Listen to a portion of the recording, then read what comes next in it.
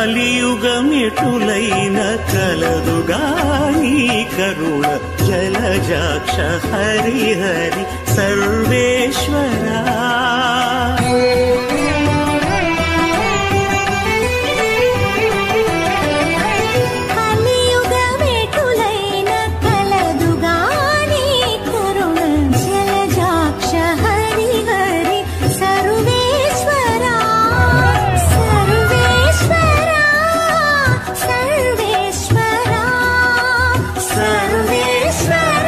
Hi అండి, welcome back to Simha Telugu traveller.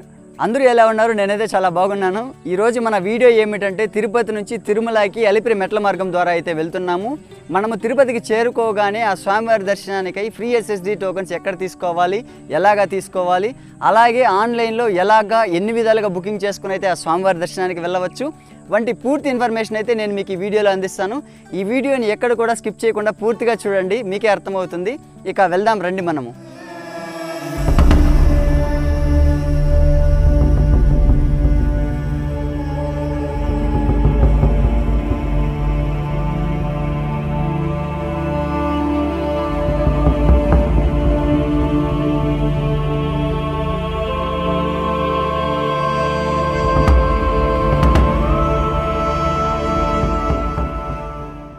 Friends, మీరు ఎప్పుడైనా తిరుమలకి వెళ్ళాలి అనుకుంటే ఏదైనా ఒక దర్శనం టికెట్ తీసుకొని వెళ్ళడం చాలా మంచిది. వాటిల్లో ఒకటి ఫ్రీ ఎస్ఎస్డి టోకన్స్. ఈ ఫ్రీ ఎస్ఎస్డి టోకన్స్ తిరుపతిలో 3 ప్రదేశాల్లో ఇస్తారు. ఒకటి ఈ రైల్వే స్టేషన్కి ఆపోజిట్లో మనకు విష్ణునివాసం బిల్డింగ్ అని అయితే ఒకటి ఉంటుంది. ఆ Vishnunivasam building front side view ఈ విధంగా ఉంటుంది. ఇక్కడ మీరు చూస్తున్నదే అదే విష్ణునివాసం. ఇందు లోపలికి వెళ్ళామంటే మనము ఇక్కడ వెయిట్ చేస్తున్న వారంతా కూడా ఆ టికెట్ల కోసం వెయిట్ చేస్తున్న భక్తులే. అలాగే మనకు రెండవది ఆర్టీసీ బస్టాండ్ ఎదురుగా ఉన్న శ్రీనివాస వసతి గృహము. ఈ శ్రీనివాస వసతి గృహంలో కూడా మనకు టికెట్లు అయితే ఇస్తారు. ఈ 3 ప్రదేశాలలోనూ టికెట్ల కోసం మనము ముందు రోజు నైట్ ఇక్కడికి రావాల్సి ఉంటుంది. 12 గంటలకి క్యూ లైన్లు అయితే ఈ విధంగా స్టార్ట్ అవుతాయి. 2 గంటలకి టికెట్లు ఇవ్వడం ప్రారంభిస్తారు. ఈ భక్తులకు 2 నుంచి 5 గంటల సమయం లోపల స్వామివారి దర్శనం పూర్తవుతుంది. ఇకపోతే మూడవదైన శ్రీ బాలాజీ బస్టాండ్. ఈ బాలాజీ బస్టాండ్ అలిపిరి మార్గం దగ్గరలో ఉంటుంది. ఈ బాలాజీ బస్టాండ్ లోపలికి వెళ్ళామంటే ఇలా జస్ట్ అలా వాకబుల్ డిస్టెన్స్ మాత్రమే. ఇలా కొద్దిగా ముందుకు వెళ్ళి ఇలా లెఫ్ట్ సైడ్ చూసామంటే మనకు క్యూ కాంప్లెక్స్ అయితే ఒకటి కనిపిస్తుంది. ఇక్కడ ఈ బాలాజీ బస్టాండ్ దగ్గర ఉన్న ఈ క్యూ కాంప్లెక్స్ లోపలికి వెళ్ళి కూడా మనము టికెట్లు అయితే ఈ విధంగా తీసుకొని మనము తిరుమలకి ప్రయాణం కొనసాగించవచ్చు. అలాగే 300 రూపీస్ టోకెన్స్, డిజబిలిటీ, అకామిడేషన్, అంగప్రదక్షిణ ఇలా అన్ని రకాల సేవలకు ప్రతి నెల 20వ తేదీ తర్వాత దేవస్థానం వెబ్సైట్లో అయితే నోటిఫికేషన్ వదులుతారు. వీటిని 2 నుంచి 3 నెలలకు ముందే స్లాట్ బుకింగ్ చేసుకుని తిరుమలకు రావాల్సి ఉంటుంది. అంతేకాకుండా లాంగ్ డిస్టెన్స్ నుంచి వచ్చేవారు bus up and down tickets booking చేసుకునే ప్లానింగ్ ఏమైనా ఉంటే వారు వాటితో పాటు ఈ 300 రూపీస్ టోకెన్స్ కూడా బుక్ చేసుకుని ఆర్టీసీ బస్టాండ్కి వచ్చి ఏడుకొండల బస్ స్టాప్ దగ్గర బస్సు ఎక్కి తిరుమలకి అయితే ప్రయాణాన్ని కొనసాగించవచ్చు.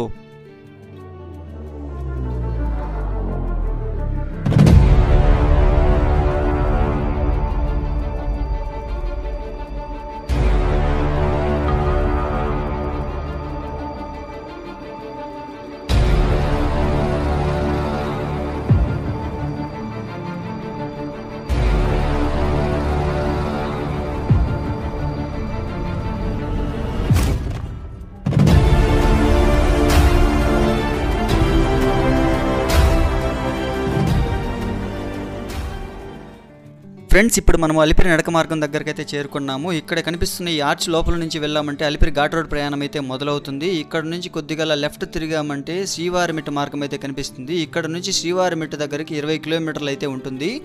ఇక్కడ నుంచి మనం ఇలా కొద్దిగా లెఫ్ట్ తిరిగి ఇక్కడ మనకు ఉచిత లగేజ్ సెంటర్ అయితే కనిపిస్తుంది.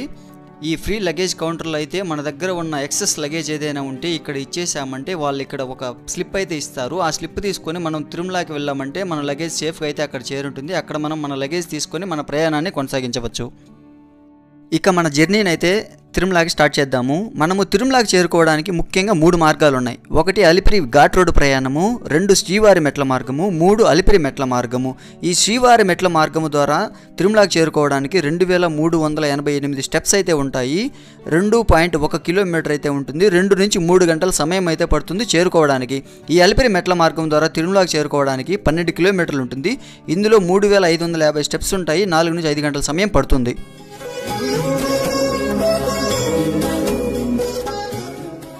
బ్యాక్గ్రౌండ్ చూస్తున్నాం కదండి, ఇదేనండి స్టార్టింగ్ పాయింట్. ఈ స్టార్టింగ్ పాయింట్ దగ్గరనే మనం కొబ్బరికాయలు కొట్టి మన మొదటి మెట్టు ప్రయాణం అయితే కొనసాగిద్దాము. అలాగే పూర్తి సమాచారం వెళ్తూ మాట్లాడుకుందాం రండి.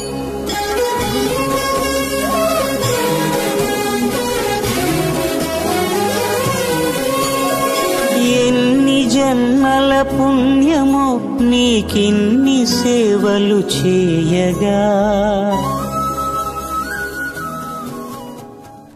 ఇలా కొద్దిగా ముందుకు వచ్చామంటే మనకు ఒక విగ్రహం అయితే ఉంటుంది. ఇంకొద్దిగా ముందుకు వెళ్ళి మనము ఇలా రైట్ సైడ్ తిరిగామంటే రాతితో చెక్కబడిన మరొక స్వామివారి విగ్రహం అయితే ఉంటుంది. ఈ విగ్రహానికి ఆపోజిట్లోనే మనకు కమలాంబాదేవి గారు అయితే దర్శనమిస్తుంటారు. ఇలా కొద్దిగా ముందుకు వెళ్ళామంటే ఎదురుగా కనిపిస్తున్నది మొదటి రాజగోపురం. ఈ రాజగోపురం చేరుకోక ముందే మనకు శ్రీకృష్ణుని గోశాల మందిరం, పాదాల మండపం, శ్రీ లక్ష్మీనారాయణ స్వామి టెంపుల్ ఇక్కడ ఉంటాయి. ఇక్కడైతే కెమెరాస్ అలో లేవు, అందువల్ల మీకు నేను చూపించలేకపోతున్నాను. ఇలా కొద్దిగా ముందుకు వచ్చామంటే మనకు ఇక్కడ కొబ్బరికాయలు కొట్టు ప్రదేశం అయితే ఉంటుంది. ఇంకొద్దిగా ముందుకు వెళ్ళామంటే ఇక్కడ మీరు చూస్తున్నారు కదా, ఇదే సాష్టాంగ నమస్కారం చేస్తున్నట్లు ఒక శిల్పం అయితే ఉంటుంది. ఇక్కడికి ఒక భక్తుని భక్తి మెచ్చి ఆ ఆపద్మాంధవుడే స్వయంగా దిగివచ్చారని అంటుంటారు. ఫ్రెండ్స్, ఇప్పుడు మనము అలిపిరి నడక మార్గంలో మొదటి రాజగోపురం వద్దకైతే చేరుకున్నాం. ఇక్కడ ఉన్న బోర్డు ఏమంటే SSD టోకన్స్ ఉన్న వాళ్ళు వారికి ఇచ్చిన టైంలోనే తిరుమల క్యూ లైన్లలోకి అయితే వెళ్ళాలి. ఈ గోపురం క్రీస్తు శకం 1456 నుంచి 1489 వరకు పాలించిన సాలువ నరసింహరాయలు నిర్మించారు. తరువాత పిడుగుపడి ధ్వంసం అయితే 1982లో దేవస్థానం వారు నిర్మించారు.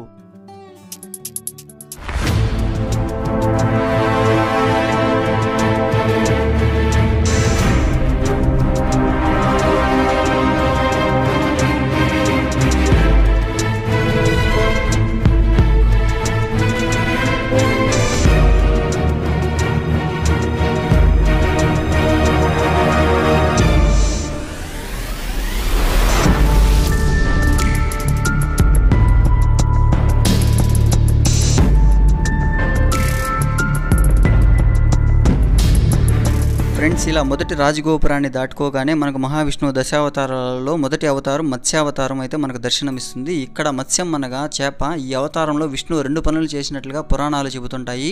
ఒకటి, ప్రళయకాలంలో జీవరాశులను నదులు దాటించడం, అలాగే వేదాలను కాపాడడం. ఇలా మనము ఇంకొద్దిగా ముందుకు వచ్చామంటే మనకు ఇక్కడ చెకింగ్ పాయింట్ అయితే ఉంటుంది. ఈ చెకింగ్ పాయింట్ దగ్గర మనల్ని మన దగ్గర ఉన్న బ్యాగ్ని అయితే స్కాన్ చేసి పంపిస్తారు.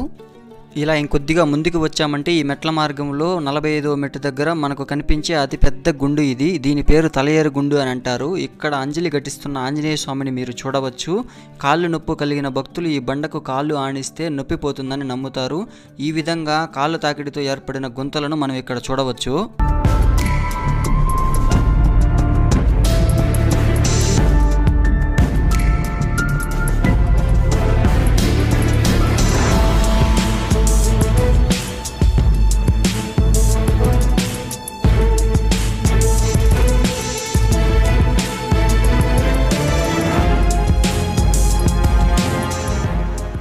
ఈ మెట్ల మార్గంలో తాగడానికి నీరు, కూర్చోవడానికి ఈ విధమైన ప్లేస్లు అయితే మనకు దారి పొడవునా ఉంటాయి. ఇప్పుడు మనము ఆ విష్ణువు 2వ అవతారమైన కూర్మావతారం చూస్తున్నాము. కూర్మం అనగా తాబేలు. దేవతలు అమృతం కోసం పాల సముద్రాన్ని మదించడానికి మందర పర్వతాన్ని కవ్వంగా నిర్ణయించి పాల సముద్రంలో వేస్తే అది కాస్త ఆ బరువుకి సముద్రంలో మునిగిపోతుంటే విష్ణుమూర్తి కూర్మావతారంలో దానిని భరిస్తాడు. ఇది కృతయుగంలో సంభవించిన అవతారము. ఈ మార్గంలో మనం ఇప్పుడు కొత్త గోపురం అని పిలువబడే 2వ గోపురం వద్దకైతే చేరుకున్నాము. ఈ గోపురాన్ని 16వ శతాబ్దంలో మట్ల కుమార అనంతరాజు గారు నిర్మించారు. ఇప్పుడు మనము నడిచి వెళ్తున్న ఈ మార్గం కూడా ఆయన నిర్మించిందే. ఈ గోపురాన్నే మైసూర్ గోపురం అని కూడా పిలుస్తారు.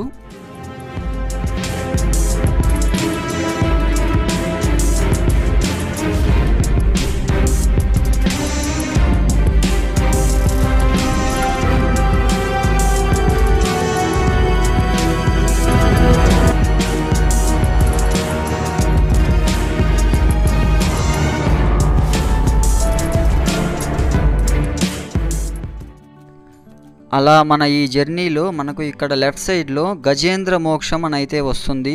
ఈ గజేంద్ర మోక్షం లోపల చూద్దాం రండి. ఇక్కడ ఈ రాతిపై చెక్కి ఉన్న శిల్పానికి శ్రీ మహావిష్ణువు గజేంద్రుడిని రక్షించడానికి భూలోకానికి దిగివచ్చి మోక్షము కలిగించాడని అర్థము.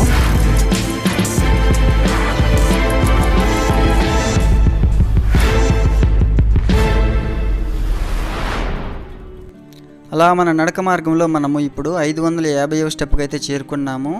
ఇలా నడక మార్గంలో వచ్చే భక్తులు ఎవరైనా వాటర్ ఎక్కువగా తీసుకోవడానికి ప్రయత్నించండి, ఎందుకంటే మనకు స్వెట్టింగ్ ఎక్కువ ఉంటుంది. అలాగే మనం ఇలా ముందుకు వచ్చామంటే రాజివోలు మండపం అని అయితే ఒకటి ఉంటుంది. ఇది 600వ మెట్టు దగ్గర వస్తుంది. ఇక్కడ నుంచి తిరుమలకి 8.30 కిలోమీటర్లు అయితే ఉంటుంది. ఇక్కడ మనకు కనిపిస్తున్న షాప్స్లో కొద్దిగా కాస్ట్ ఎక్కువ ఉంటుంది. అలా మనము మెట్ల మార్గంలో 700వ స్టెప్కి అయితే చేరుకున్నాం అనుకుంటా. మనకి ఇక్కడ బోర్డు అయితే ఉంది. ఇలా మనము మహావిష్ణువుని దశావతారాలలో 3వ అవతారం దగ్గరకు అయితే వచ్చాము. దీని పేరే వరాహ అవతారము. వరాహ అవతారం అనగా పంది రూపం, హిరణ్యాక్షకుని చంపి భూమిని ఉద్ధరించి వేదములను కాపాడిన అవతారంగా చెప్పుకుంటారు.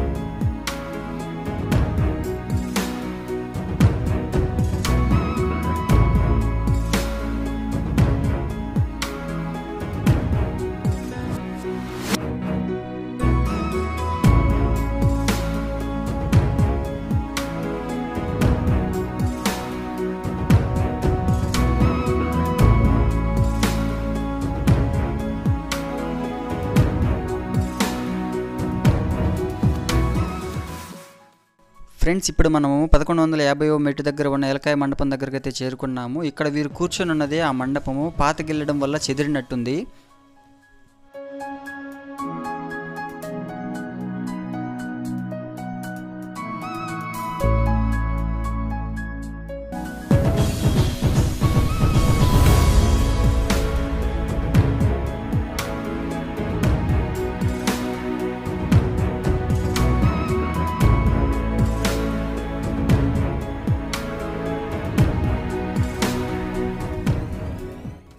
అలా ఇప్పుడు మనము శ్రీ మహావిష్ణువు 4వ అవతారమైన శ్రీ నరసింహ అవతారం దగ్గరకు అయితే చేరుకున్నాము.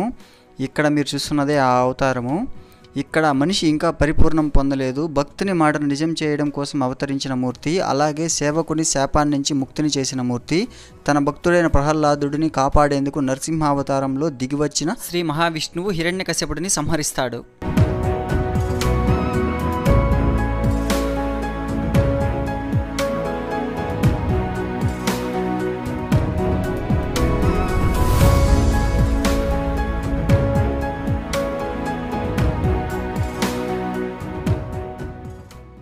ఈ నడక మార్గంలో భక్తులకు కావాల్సిన ఫస్ట్ ఎయిడ్ సెంటర్లు అయితే ఈ విధంగా అక్కడక్కడ ఉంటాయి. ఈ నడక మార్గం మొత్తం మనకైతే అవైలబిలిటీలో అక్కడక్కడ ఉంటాయి.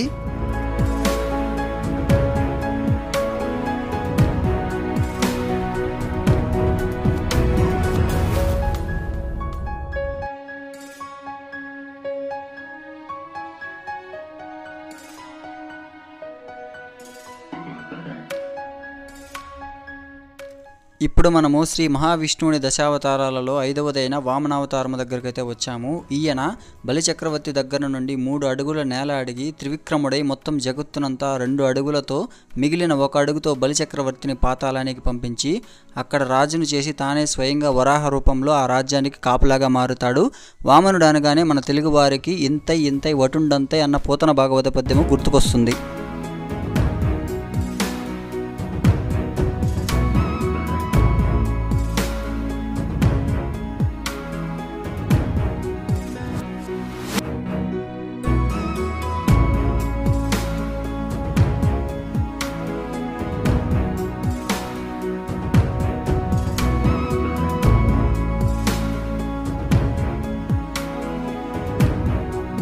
మనము ఈ మెట్ల మార్గంలో భాగంగా అలిపిరి నుంచి 3వ గోపురమైన గాలిగోపురం దగ్గరికి అయితే చేరుకున్నాము. 16వ శతాబ్దానికి చెందిన ఈ గోపురం అగ్రగోపురంగా పిలువబడుతున్నది. సూర్య వంశస్థులైన దేవచోడ కుటుంబానికి చెందిన మట్లకుమార అనంతరాజు తన తండ్రి తిరువెంగళనాథ తల్లి చెన్నమామ స్మృత్యర్థం ఈ గోపురాన్ని అయితే నిర్మించారు. దిగువ తిరుపతి నుంచి చూసినప్పుడు మనకు దర్శనం ఇస్తున్న శంఖచక్ర నామాలు ఇవే.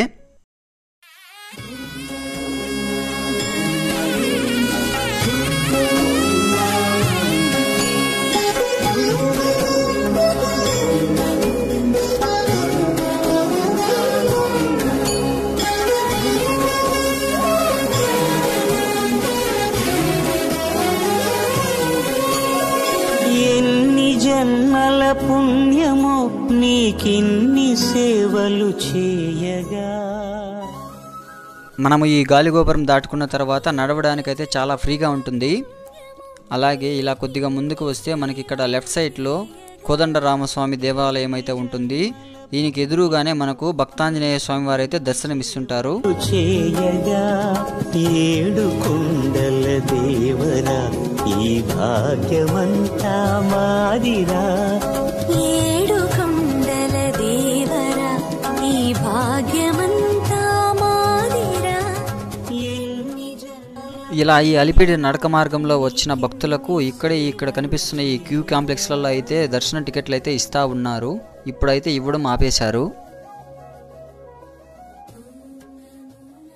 ఇలా మనం ఈ గోపురం దాటుకున్న తర్వాత మీకు ఏమైనా తినాలనిపిస్తే ఇక్కడ చాలానే హోటల్స్ అయితే ఉంటాయి. వీటికి కొద్దిగా ఆపోజిట్లోనే మనకు శ్రీ మహావిష్ణువుని దశావతారాలలో 6వ అవతారమైన పరశురామ అవతారం అయితే ఇక్కడ ఉంటుంది. ఈయన అధికార బల మదాంతులైన క్షత్రియులను శిక్షించిన అవతారం ఇది.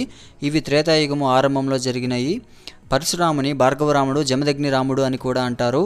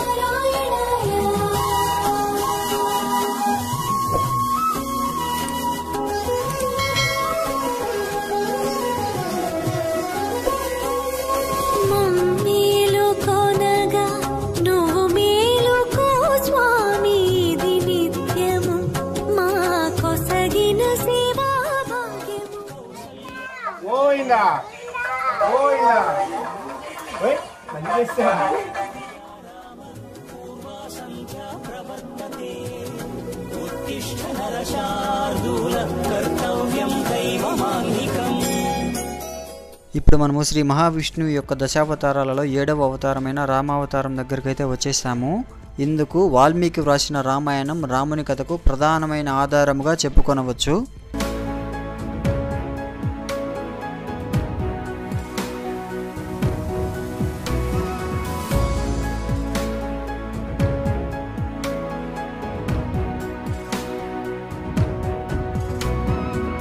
ఫ్రెండ్స్, ఇంకొక 2 అడుగులు ముందుకు వేసి శ్రీ మహావిష్ణువు యొక్క దశావతారాలలో 8వ అవతారమైన బలరామ అవతారం దగ్గరికి అయితే వచ్చేసాము.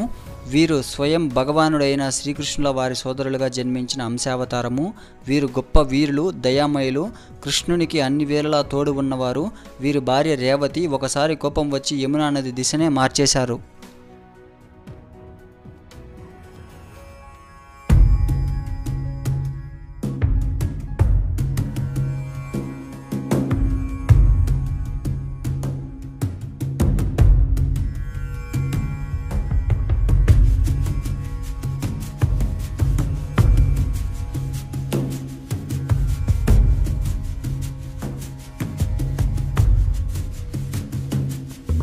ఇక్కడ నుంచి మనకు ఈ విధంగా వెహికల్స్ వెళ్తున్న అలిపిరి ఘాట్ రోడ్ అయితే మనకు అక్కడక్కడ కనిపిస్తుంది. ఈ ఘాట్ రోడ్కి పక్కననే శ్రీ మహావిష్ణుని యొక్క దశావతారాలలో 9వ అవతారమైన కృష్ణావతారం అయితే ఉంటుంది.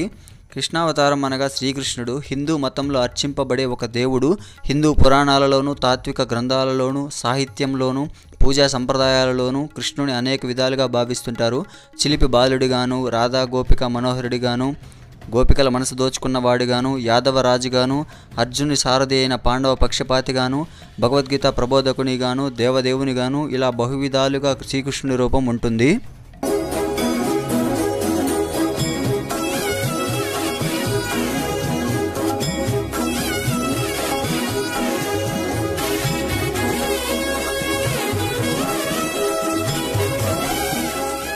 ఇప్పుడు మనమైతే ఆల్మోస్ట్ ఆంజనేయ స్వామి దగ్గరికి అయితే చేరుకున్నాము. ఇలా కొద్దిగా ముందుకు వచ్చి లెఫ్ట్ సైడ్ చూసామంటే మనకు మహావిష్ణువు యొక్క దశావతారాలలో చివరి అవతారమైన కల్కి అవతారం అయితే ఉంటుంది.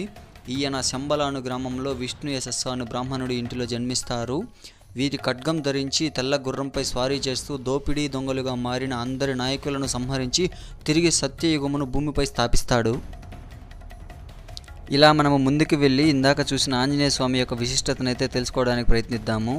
ఇక్కడ 7వ మైల్ రాయి దగ్గర దారుణమైన హత్య జరుగుతుంది. అప్పటిలో టీటీడీ ఎగ్జిక్యూటివ్ ఆఫీసర్గా పనిచేస్తున్న పివిఆర్కే ప్రసాద్ గారు తెలుగు రాష్ట్రాల్లో గొప్ప శిల్పి అయిన తీపు లక్ష్మణస్వామి దగ్గర ఈ ఆంజనేయ స్వామిని, అలాగే కింద అలిపిరి దగ్గర ఉన్న గరుడను, అదేవిధంగా మొదటగా షెల్టర్లను, జింకల పార్కు, మైకులను పెట్టించారు. వీటి ద్వారా నిరంతరం భక్తులు మైమరిచి నడుచుకుంటూ తిరుమలకు చేరుకుంటున్నారు.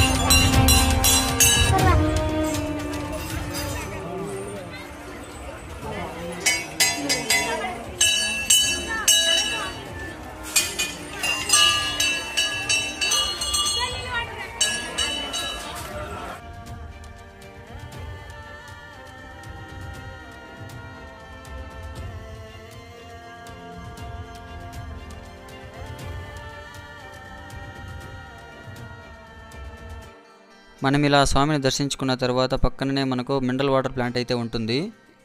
అలాగే మనకి ఇక్కడ కొద్దిగా పక్కకు చూసామంటే ఫారెస్ట్ మ్యూజియం కూడా ఉంటుంది. లోపల చాలా బాగుంటుంది. మీకు సమయం ఉంటే చూడండి. 5 రూపాయల టికెట్ మాత్రమే. దాని పక్కనే వాష్రూమ్స్ కూడా ఉంటాయి.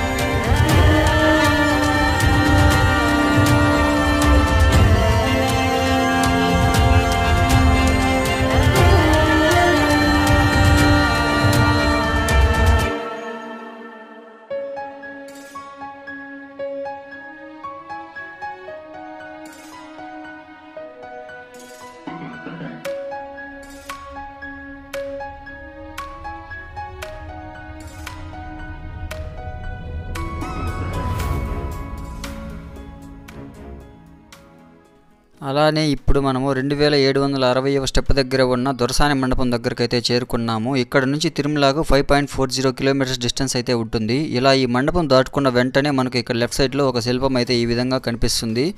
ఇలా మనము మన ప్రయాణంలో ఇక్కడ చూడండి, స్తంభాలపైన గోవిందనామ స్మరణలు ఎంత కనువిందుగా ఉన్నాయో.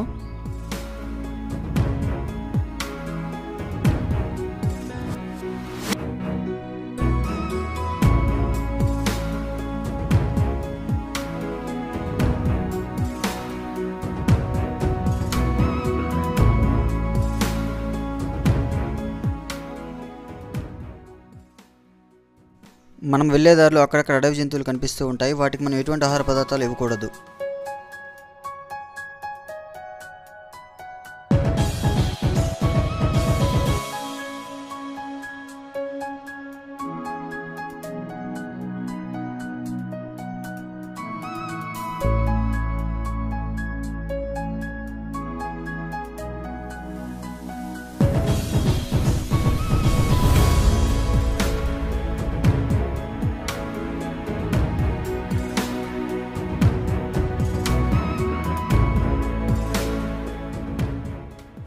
ఫ్రెండ్స్, ఇప్పుడు మనము 2830 స్టెప్ దగ్గర ఉన్న కొత్త మండపం దగ్గరకు అయితే చేరుకున్నాము. ఇక్కడ నుంచి మనకు తిరుమలకు 4.40 కిలోమీటర్స్ డిస్టెన్స్ అయితే ఉంటుంది.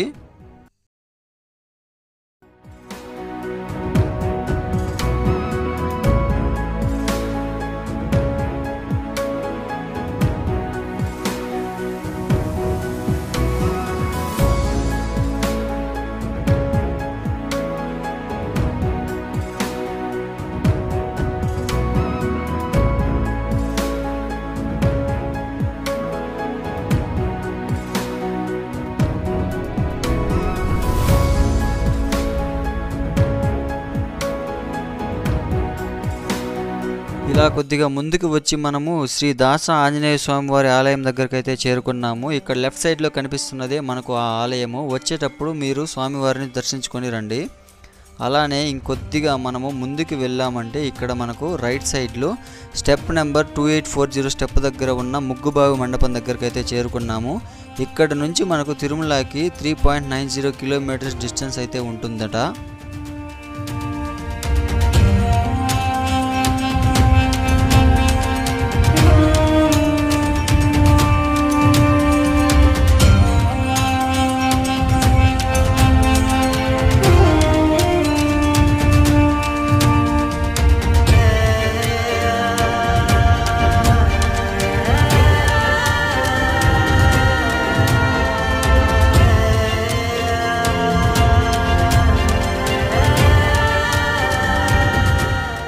ఇలా కొద్దిగా ముందుకు వచ్చాక మనకు శ్రీ లక్ష్మీ నరసింహస్వామి వారి ఆలయం అయితే కనిపిస్తుంది. ఇక్కడ మీరు చూస్తున్నదే ఆలయము. ఇక్కడ స్వామివారి దర్శనం పూర్తి చేసుకున్న తర్వాత కొద్దిగా ముందుకు వచ్చామంటే లెఫ్ట్లో ఫుట్పాత్ సెక్యూరిటీ సెంటర్ అయితే కనిపిస్తుంటుంది. ఇలా మనము కొంత దూరము ప్రయాణించాక ఇదిగో ఇలా చూడండి, మనకైతే వెహికల్స్ వెళ్తున్న అలిపిరి ఘాట్ రోడ్ అయితే కనిపిస్తుంది. ఇక్కడ కనిపిస్తున్న క్రాస్ ఓవర్ బ్రిడ్జ్ కన్స్ట్రక్షన్లో ఉంది. ఇది పూర్తయిందంటే భక్తులు అందులోంచి రావచ్చు. మనము రోడ్డు మీద వెళ్ళేటప్పుడు ఇలా కొంత దూరము వెళ్ళాక వెహికల్స్ అయితే ఇలా వస్తూ ఉంటాయి. చూసి జాగ్రత్తగా నడవండి.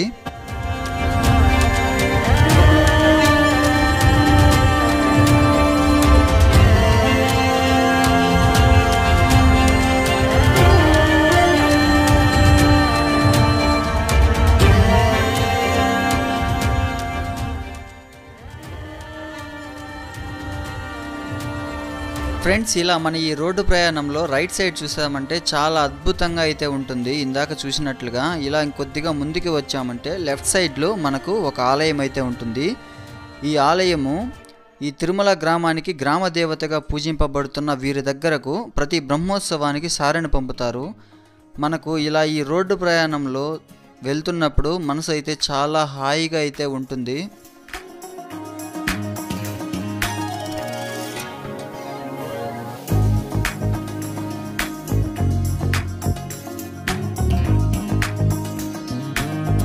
ఫ్రెండ్స్, మనం అలా ఈ రోడ్డు మార్గంలో 2010 స్టెప్ దగ్గర ఉన్న మోకాలమిట్ట గోపురం దగ్గరికి అయితే చేరుకున్నాము.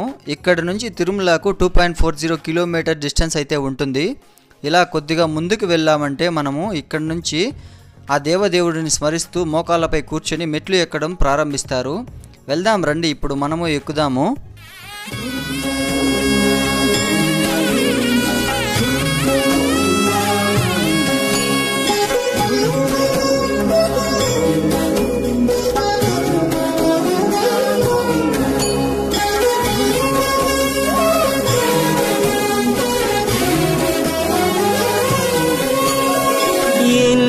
జన్మల పుణ్యమో నీకిన్ని సేవలు చేయగా, ఎన్ని జన్మల పుణ్యమో నీకిన్ని సేవలు చేయగా, ఎన్ని జన్మల పుణ్యమో నీకిన్ని సేవలు చేయగా. ఫ్రెండ్స్, ఇక్కడ చూడండి, మనకైతే ఇక తిరుమలకి 2 కిలోమీటర్స్ డిస్టెన్స్ అయితే ఉందంట. ఇలా మనము ఇంకొద్దిగా ముందుకు వచ్చామంటే ఆ మోకాల మెట్టు గోపురం దాటుకుంటానే లెఫ్ట్ సైడ్లో మనకు మెడికల్ సెంటర్ అయితే ఈ విధంగా ఉంటుంది. ఇలా మనము ఇంకొద్దిగా ముందుకు వెళ్దాం రండి, చూద్దాము. ఇలా ఇంకొద్దిగా ముందుకు మనం వచ్చామంటే ఇక్కడ మనకు రైట్ సైడ్లో ఇప్పుడు మీరు చూస్తున్నది 3260వ స్టెప్ దగ్గర భాష్యకారుల సన్నిధి అయితే ఉంటుంది. ఇక్కడ మీరు చూస్తున్నది ఆ సన్నిధి. ఇలా ఇంకొద్దిగా మనం ముందుకు వచ్చామంటే ఫైనల్గా 3300 స్టెప్స్ అయితే ఎక్కడం పూర్తయింది. ఇంకా మనకు కేవలం 250 స్టెప్స్ మాత్రమే మిగిలి ఉన్నాయి. ఆ 250 స్టెప్స్ ఎక్కేసామంటే మన నడక మార్గం అయితే పూర్తవుతుంది.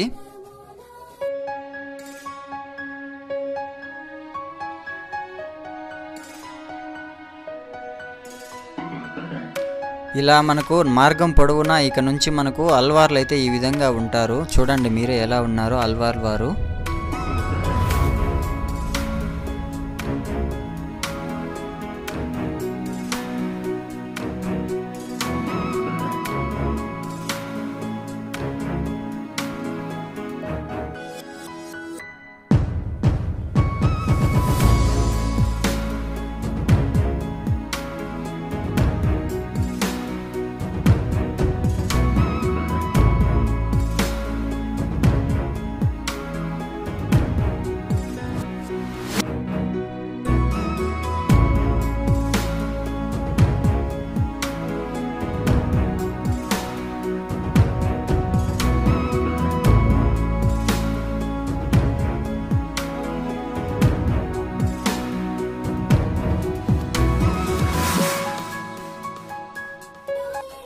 ఫ్రెండ్స్, అలా మనమైతే అలిపిరి నడక మార్గంలో చివరి మెట్టు అయిన 3550 మెట్లు ఎక్కడం అయితే పూర్తయింది. ఇంతటితో ఈ మెట్ల మార్గం పూర్తయినట్టే.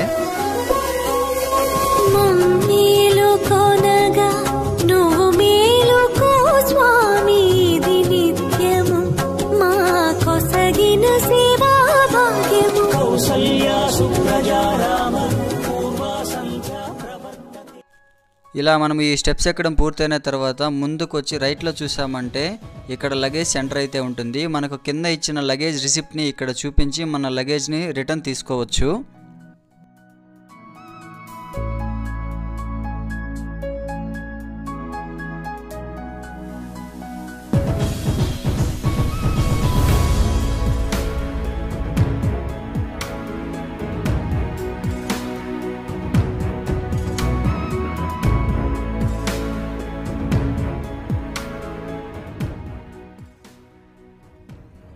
ఎవరికైనా రూమ్స్ కావాలంటే ఇక్కడ మనకు ఇక్కడ కనిపిస్తున్న షాప్స్కి ఆపోజిట్లోనే మనకు సిఆర్ ఆఫీస్ బిల్డింగ్ అయితే ఉంటుంది, ఇక్కడ ఇస్తారు.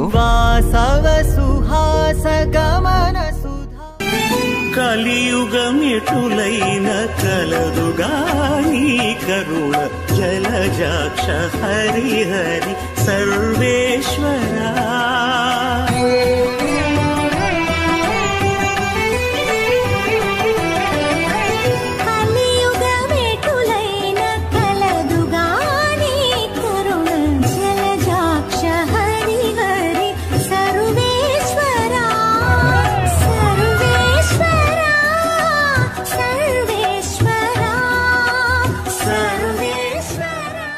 ఓకేనండి, ఇంతటితో ఈ వీడియో పూర్తయిపోయింది. ఈ వీడియో కనుక మీకు నచ్చినట్లయితే లైక్ చేసి, షేర్ చేసి, సబ్స్క్రైబ్ చేయడం మర్చిపోకండి.